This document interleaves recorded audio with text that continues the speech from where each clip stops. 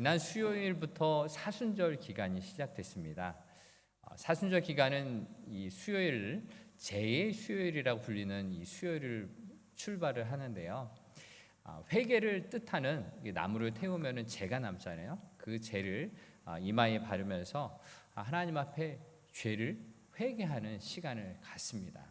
즉, 이 사순절 기간이라는 것은 예수님께서 나를 위해서 십자가의 길을 오르시고 또 부활 승천하신 예수님의 삶을 묵상하는 기간입니다. 그래서 이 사순절 기간에는요, 회개하는 마음, 또 예수님의 그 희생, 사랑을 묵상하는 시간입니다. 우리 모든 성도님들 이 사순절 기간에 주님을 더욱더 깊이 만나시길 원합니다. 네, 오늘 첫 번째 이 사순절 첫 번째 주일을 맞이하면서 약속을 이루시기에 오신 예수님이라는 제목으로 함께 말씀을 나누고자 합니다. 우리에게 오신 예수님은요, 하나님께서 아담과 하와의 선악과를 먹는 그 원죄의 이 사건 이후에 우리 인간을 구원하시기 위해서 여자의 후손이 뱀의 머리를 짓밟는다라는 예수님을 보내셔서 우리를 구원하시겠다라는 약속을 해주셨어요. 그 약속하신 대로 예수님 하늘 보좌를 버리시고 이 낮고 낮은 땅에 성육신 하셨죠. 바로 그 예수님이 오셔서 오늘 본문에서는 나사렛이라는 본인의 자라나셨던 고향에서 첫 설교를 하십니다. 그런데요, 예수님의 이 첫 설교를 들은 이 나사렛 사람들이 예수님을 거부해요. 예수님을 구세주로 받아들이지 않는 사건이 벌어집니다. 왜 이런 일이 벌어났는지 오늘 본문에 나타난 이 사람들, 인물들을 중심으로 또 이 사순절 기간에 예수님을 만나기 위해서 우리는 어떤 신앙생활을 해야 할지 함께 나눠보고자 합니다. 첫 번째 함께 나눌 이 사람들은요, 예수님의 고향 땅에 있었던 나사렛 사람들입니다. 이 예수님을 만났던 이 나사렛 사람들이 어떤 반응을 보였는지 함께 나눠보고자 합니다. 예수님은 공생애를 시작하시면서 이미 여러 지역들, 갈릴리 지역들을 다니면서 많은 기적들을 행하셨어요. 그리고 여러 회당에서도 말씀을 전하셨어요. 그리고 이제 나사렛이라는 예수님께서 자라나셨던 곳에 이르셔서 회당에서 말씀을 전하십니다. 이 유대인들의 회당의 예배는 어떤 것이냐면은 말씀을 읽고요, 말씀을 해석하고 또 서로 질문과 답을 하면서 하나님의 말씀을 뜻을 알아가는 그것이 바로 회당 예배였는데요. 예수님께서는 이미 여러 회당에서 하나님의 말씀을 해석하시고 뜻을 풀어주시면서 설교를 해 오셨기 때문에 이 나사렛이란 본인의 고향에 오셔서도 그 하나님의 말씀을 증거하시는 것입니다. 여러분에게도 고향이 있으시지요? 네. 어떤 곳입니까? 어떤 기억이 나십니까? 대개 우리가 태어나거나 자라났던 곳이 고향일 텐데 대부분 고향에 대한 따스한 마음이 있을 거예요. 여러 어르신들에게는 한국 땅 어느 마을이 되실 것이고, 또 우리 어린 학생들에게는 우리가 여기서 태어났다면 이 뉴질랜드, 또 자라났던 이 뉴질랜드가 고향일 것이에요. 저에게도 이 고향이라는 것이 제가 초등학교, 중학교, 고등학교 생활을 했던 서울 성북구 장이동이라는 곳인데요. 친구들과 함께 신앙생활, 교회 다니면서 즐겁게 신앙생활하고 또 친구들과 재밌게 뛰어놀면서 지냈던 곳 생각이 납니다. 그런데요, 예수님에게도 이 나사렛이라는 본인이 자라나셨던 이 고향에 오셨는데 사람들은 예수님의 말씀을 듣고 거부를 합니다. 예수님이 증거하셨던 말씀이 오늘 17절, 18절, 19절에 나오는데요. 예수님은 이 회당에 가셔서 안식일에 이사야의 말씀을 전해받아요. 그리고 이사야의 말씀을 펴시고요, 이사야 말씀 61장 1, 2절의 말씀을 읽으십니다. 누가복음 14장 18절, 19절의 말씀입니다. 주의 성령이 내게 임하셨으니 이는 가난한 자에게 복음을 전하게 하시려고 내게 기름을 부으시고 나를 보내사 포로된 자에게 자유를, 눈먼 자에게 다시 보게 함을 전파하며 눌린 자를 자유롭게 하고 주의 은혜의 해를 전파하게 하려 하심이라 하였더라. 아멘. 이 이사야서의 말씀을 읽으셨는데요. 이 이사야서에 원래 읽었던 그 사람들은요, 포로 생활을 하고 있었을 유다 사람들이었어요. 바벨론의 포로로 잡혀가서 이제 이사야 선지자를 통해서 하나님의 말씀이 증거되는데요. 주의 성령이 임하셔서 가난한 자에게 복음이 증거되고요. 또 나를 보내셔서 포로된 자에게 자유를 선포하시고 눈먼 자에게 다시 보게 함을 전파하고 눌린 자를 자유롭게 하고 주의 은혜를 전파하게 하려 하신다라는 이사야의 그 사명에 대한 내용이 있습니다. 그런데요, 이 은혜해라는 것은 무엇입니까? 바로 희년을 의미합니다. 하나님께서 이 희년 제도를 만드시면서 이스라엘 땅에 종된 사람들이 자유롭게 되는 그 날이고요, 자신의 전 재산이 빼앗겼던 것을 다시 되찾는 날이 바로 이 은혜의 희년이었어요. 바로 이스라엘을 통해서 포로 생활하고 있는 이들에게 은혜의 희년이 선포된다라는 은혜로운 말씀이었죠. 그런데 예수님께서는요, 이 말씀을 읽으시고 나서 21절에 이렇게 말씀하십니다. 이 글이 오늘 너희 귀에 응하였느니라 라고 말씀하세요. 이것은 무엇이냐 하면은 이사야서에 나왔던 이 말씀이 오늘 임했다. 즉 예수님이 하나님의 아들로서 이 땅에 오셔서 구원의 해, 은혜의 해를 선포하셨다라는 말씀이에요. 즉 예수님이 이 땅에 오심으로 가난한 자에게 복음이 증거된 것이고요, 포로된 자에게 자유가 선포된 것이고요, 눈먼 자가 다시 보게 되고 눌린 자가 자유롭게 되었다라는 예수님의 사역에 대해서 말씀하신 것입니다. 이미 예수님은요, 갈릴리 지역을 돌아다니시면서 많은 병자들을 고치시고 귀신들을 쫓으시고요, 하나님의 천국 복음을 증거하셨어요. 그러면서 이 나사렛 이 땅에 오셔서 오늘 이 말씀이, 이사야에 기록된 이 말씀이 오늘 우리 귀에 응하였다, 이루어졌다라고 분명하게 말씀하고 있는 것입니다. 그런데 이 말씀을 들은 이 나사렛 동네 사람들의 반응은 좀 다양했어요. 어떤 이들은요, 이 은혜로운 말씀을 듣고 놀랍게 여겼다. 22절에 보면 이렇게 증거하고 있습니다. 그들이 다 그를 증거하고 그 입으로 나오는 바 은혜로운 말을 놀랍게 여겨라고 말했죠. 분명 그들은 깜짝 놀랐어요. 그 입에서 나오는 말씀이 정말로 은혜롭구나 마음속으로 생각했는데요. 그런데 분위기가 바뀝니다. 22절 하반절을 보면요, 이 사람이 누구의 아들이냐? 요셉의 아들이 아니냐라고 이런 말을 합니다. 말씀을 들으면서 놀랍게 여기고 은혜롭게 받아들이는 한편 입으로 나온 말은요, 예수님이 누구의 자녀인지를 알았다는 거예요. 그 말은 무엇입니까? 예수님이 이 나사렛 동네에서 자라났던 누구의 아들이고 또 형제가 누구인지를 알고 그가 어떻게 생활했는지 뻔히 다 아는데 어떻게 우리를 구원하러 온 메시아가 될 수 있느냐라고 비판을 했던 것입니다. 인간적인 눈으로 보았기 때문에 예수님이 이 땅에 오신 메시아라는 사실을 믿음의 눈으로 받아들이지 못했던 것입니다. 이것이 바로요, 고향 사람들, 나사렛 사람들의 한계였으며 예수님이 누구신지 이미 알고 있었기 때문에 구원자로 오신 예수님을 알아보지 못했던 것입니다. 오늘 본문과 동일한 내용을 담고 있는 마태복음 13장 55절을 보면요, 이러한 분위기가 너무나도 명확히 잘 나오고 있습니다. 제가 읽겠습니다. 이는 그 목수의 아들이 아니냐? 그 어머니는 마리아, 그 형제들은 야고보, 요셉, 시몬, 유다라 하지 않느냐? 그 누이들은 다 우리와 함께 있지 아니하냐?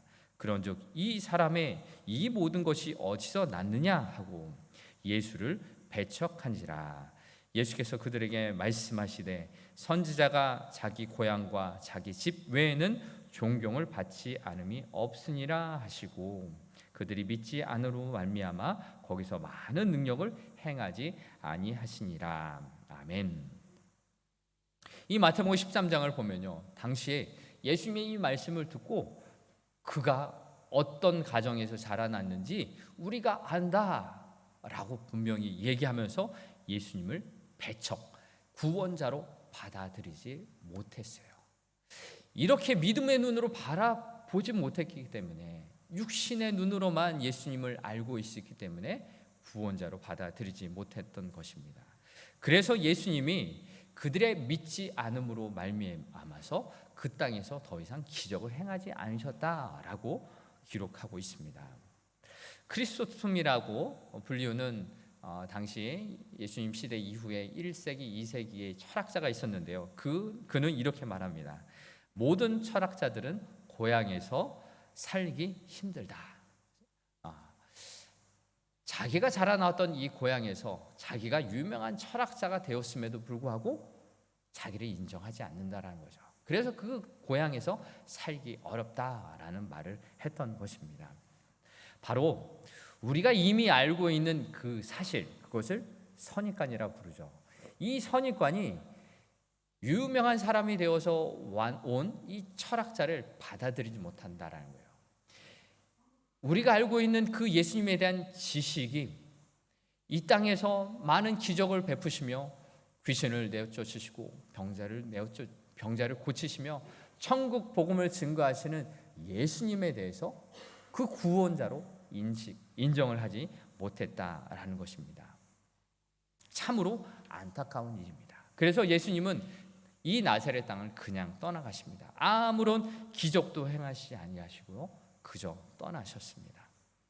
바로 이 선입관, 이미 갖고 있는 이 생각이 새로운 것을 있는 그대로 받아들이지 못하도록 만든다라는 것입니다. 우리가 은혜를 받는 것도 굉장히 어려운 일인데요, 은혜를 받은 그것을 내버리는 것 또한 정말로 쉬운 일이 돼버리는 것입니다. 받은 은혜를 지키는 것이 중요한데 입 밖에 나온 요셉의 아들이 아니야, 우리가 어떻게 그 아들을 잘하는 것을 다 아는데 어떻게 구원자로 인정할 수 있겠느냐라고 은혜를 허무는 말을 했던 것입니다. 이것을 통해서 우리는 우리에게 자신에게 이렇게 질문을 던질 수 있습니다. 나에게 혹시 예수님에 대해서 어떤 내가 갖고 있는 선입관이 예수님을 만나는데 방해하고 있는 것은 있지 않는가라는 질문이죠. 우리도 신앙생활을 하면서 예수님에 대해서 때때로 잘못된 생각을 가질 수가 있어요. 고통과 시련 속에서 나를 어렵게 만드시는 하나님, 나를 징계하시는 하나님이라고 잘못된 선입관을 갖고 있을 때가 있는 것이죠. 이러한 선입관은요, 내가 오늘 예수님을 만나는데 방해를 하는 역할을 하게 됩니다. 우리는 예수님을 오늘도 깊이 만나야 하고요, 인격적으로 예수님을 경험해야 합니다. 그런데 예전에 내가 가졌던 예수님에 대한 잘못된 생각이 우리에게는 있지 않는지 생각해 보시길 바랍니다. 또한 두 번째로 본문 속에서 사람의 몸으로 오신 예수님이 어떤지 살펴보려고 합니다. 우리를 구원하시기 위해서 사명자로 오신 예수님은요, 성령으로 충만하신 분이셨습니다. 삼위일체의 하나님이시기 때문에 하나님 그 성령께서 예수님과 늘 함께 하시죠. 그런데요, 성경의 곳곳을 보면요, 성령께서 예수님과 함께 하셨다라는 표현을 그렇게 강조하면서 나타내고 있어요. 예수님이 마리아의 몸에서 잉태하실 때 성령으로 잉태하셨다라는 표현이 나오죠. 또한 누가복음 3장 22절을 보면은 예수님께서 세례를 받으시고 기도하실 때 하늘문이 열며 이렇게 기록됩니다. 성령이 비둘기 같은 형체로 그의 위에 강림하시더니 하늘로부터 소리가 나기를 너는 내 사랑하는 아들이라 내가 너를 기뻐하노라 하시니라. 아멘. 또 예수님께서 사단에게 시험을 받으시는 장면에서 누가복음 4장 1절에 이렇게 기록됩니다. 예수께서 성령의 충만함을 입어 요단강에서 돌아오사 광야에서 40일 동안 성령에게 이끌리시며 아멘. 사단에게 시험을 받으실 때도 성령의 충만함으로 사단의 시험을 이기셨어요. 그리고 갈릴리에 있는 여러 회당에서 말씀을 가르치실 때 누가복음 4장 35절에 4장 14절에 이렇게 말씀합니다. 예수께서 성령의 능력으로 갈릴리에 들어가시니 그 소문이 사방에 퍼졌고 아멘. 이렇게 성령이 함께 하시는 예수님에 대해서 성경은 곳곳에서 말씀하십니다. 이렇게 성령으로 충만한 예수님의 사역을 또 이렇게 말씀하는데요. 누가복음 4장 35절에 갈릴리 가버나움에서 말씀을 가르치실 때 더러운 귀신 들린 사람을 내어 쫓습니다. 예수께서 꾸짖어 이르시되 잠잠하고 그 사람에게서 나오라 하시니 귀신이 그 사람을 무리 중에 넘어뜨리고 나오되 그 사람은 상하지 아니한지라. 다 놀라 서로 말하되 이르되 이 어떠한 말씀이고 권위와 능력으로 더러운 귀신을 명하며 나가는도다 하더라. 아멘. 성령의 능력으로 귀신을 내어 쫓으셨던 겁니다. 또 시몬의 장모가 열병으로 고생을 하고 있을 때 누가복음 4장 39절에 예수께서 가까이 서서 열병을 꾸짖으신데 병이 떠나고 여자가 곧 일어나 그들에게 수정드니라. 아멘.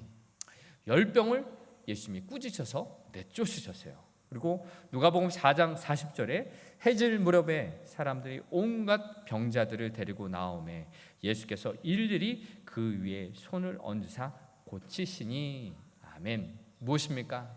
성령으로 충만하신 예수님께서 모든 병든 자들, 귀신 들린 자들의 그 병들을 다 치유하셨던 것입니다.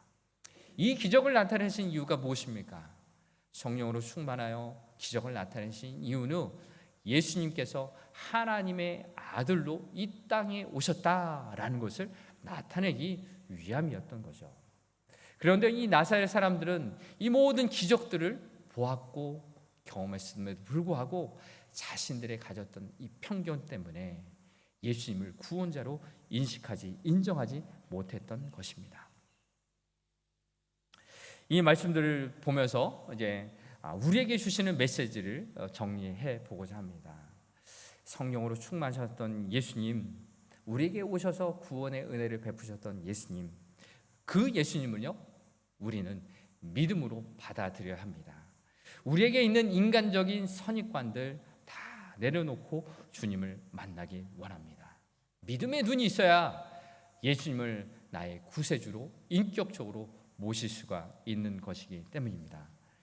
예수님은요 이 나사렛 사람들이 반대하고 배척하는 이 분위기 속에서 그래도 이 고향 사람들을 설득해서 회개하고 하나님의 자녀가 되기를 원하셔서 오늘 본문 25절 이하에 보면은 구약의 두 가지 이야기를 꺼내 놓습니다. 첫 번째 예수님이 하셨던 그 예는요, 엘리야 시대 가운데 유대에 많은 과부들이 있었어요. 그렇지만요, 3년 6개월 동안 기근이 들 때 다만 한 사람 과부에게 기적을 베푸셨어요. 이방인 사렙다 과부였습니다. 또 두 번째 이야기는요, 엘리사 시대에 그 당시에 유대에 많은 나병 환자가 있었는데 수리아 사람 나하만 장군 한 사람에게만 이 나병이 낫는 치유의 은혜를 허락해 주셨어요. 이 두 가지 사건의 기적의 공통점은 무엇이냐 하면은 하나님의 은혜에 믿음으로 반응하고 하나님의 말씀에 순종했던 사람들입니다. 첫 번째, 이 사렙다 과부의 이야기입니다. 3년 6개월 동안 기근이 있었어요. 먹을 것이 없는 이 시대였어요.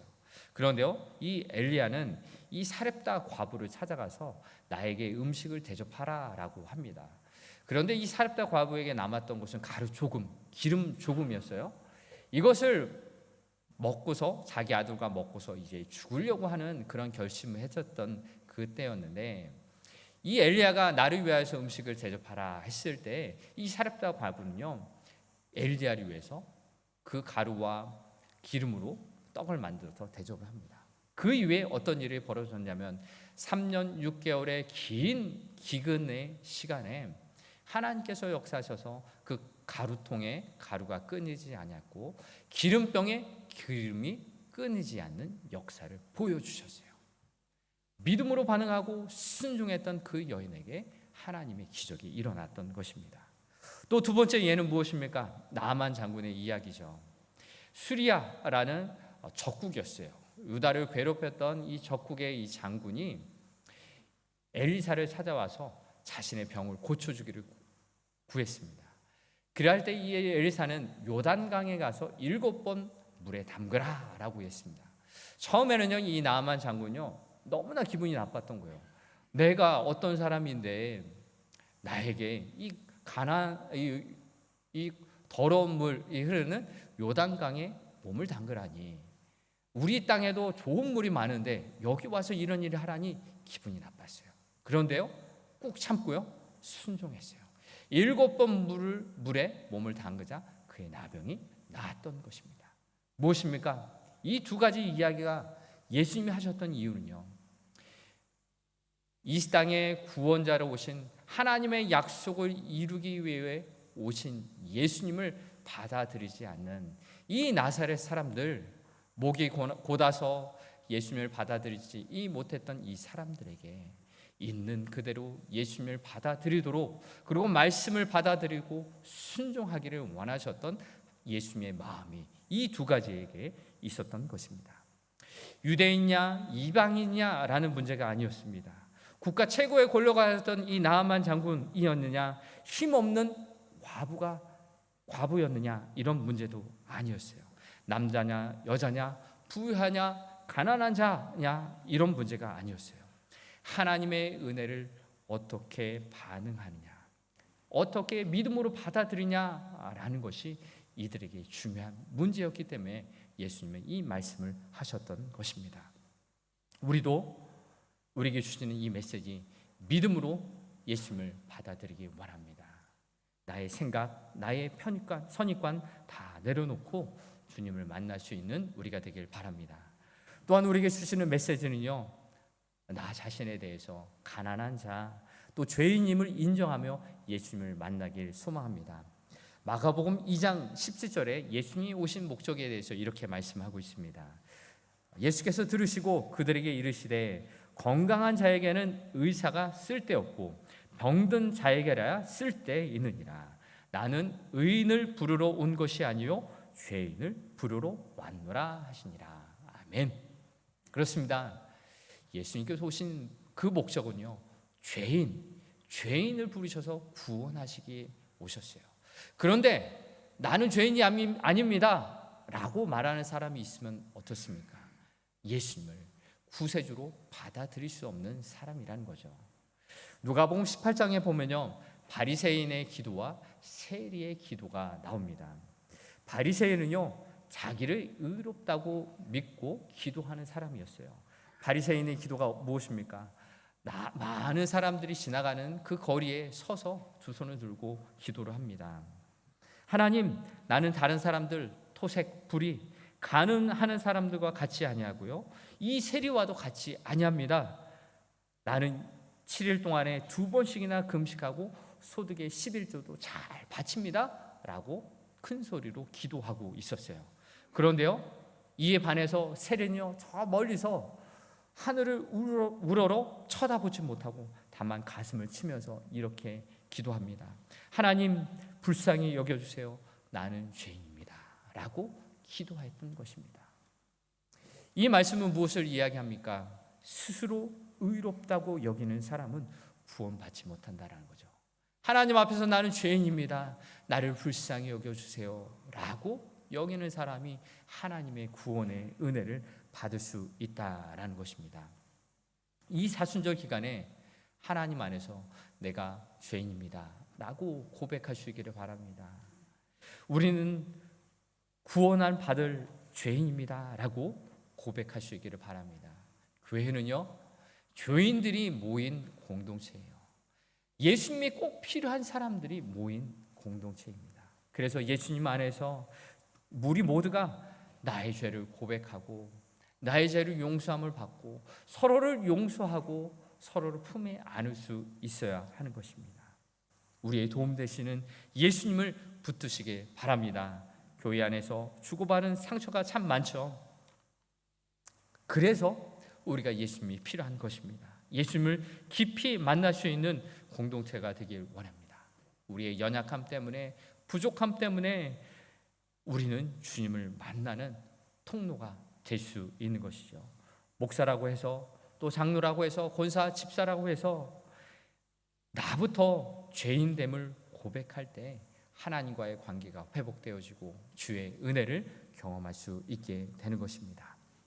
또한 우리에게 주시는 메시지는요, 우리가 성령 충만하여 우리에게 주신 복음 사명을 잘 감당할 수 있기를 원합니다. 성령님께서 우리와 함께 하시는 목적이 있어요. 하나님께서 그냥 우리에게 성령을 허락해 주시는 것이 아니라, 아무런 의미 없이 성령을 부어주시는 것이 아니라 우리에게 성령을 부어주시는 목적이 있어요. 그것은 무엇이냐? 성령 받은 사람은 하나님께서 주신 고귀한 사명, 생명을 품고 생명을 살리며 복음을 증거하는 그 사명을 감당하기 위해서 우리에게 성령을 부어주셨다라는 것입니다. 그래서요, 우리는요, 교회 안에서 나를 드러내고 싶어서 또 성령을 받고 싶은 것이 아니라요, 성령을 받고서 하나님 영광을 위해서, 하나님 사랑을 드러내고 이웃 사랑하는 사람이 되기 위해서 성령을 부음받은 것입니다. 그래서 성령을 받아서 내가 잘 되기 위해서, 이 세상에서 잘 되기 위해서 성령을 받는 것이 아니라 하나님 사랑 드러내기 위해서 성령의 인도함을 받는 우리가 되길 원합니다. 우리 모든 성도님들 성령 충만 받으시길 바랍니다. 성령의 인도하심을 받기를 원합니다. 하나님께서는요, 우리에게 성령을 부어주시고 왕같은 제사장으로 삼아주셨어요. 베드로전서 2장 9절의 말씀이 이러합니다. 그러나 너희는 택하신 족속이요 왕같은 제사장들이요 거룩한 나라요 그의 소유가 된 백성이니 이는 너희를 어두운 데서 불러내어 그의 기이한 빛에 들어가게 하신 이의 아름다운 덕을 선포하게 하려 하심이라. 아멘. 성령께서 우리와 함께 하실 때 우리를 왕같은 제사장으로 삼으시고 거룩한 나라요 그의 소유된 백성으로 삼아주신 그 목적을 이루게 되는 것입니다. 우리를 하나님의 기이한 빛에 들어가게 하셔서 우리에게 그 아름다운 덕을 선포하게 하시는 그 목적이 바로 성령의 충만함의 목적입니다. 우리 모든 성도님들 성령 충만하여서 우리와 함께 하시는 성령의 도우심을 받아 생명을 품고 생명을 살리는 귀한 사명을 잘 감당할 수 있기를 주의 이름으로 축복합니다.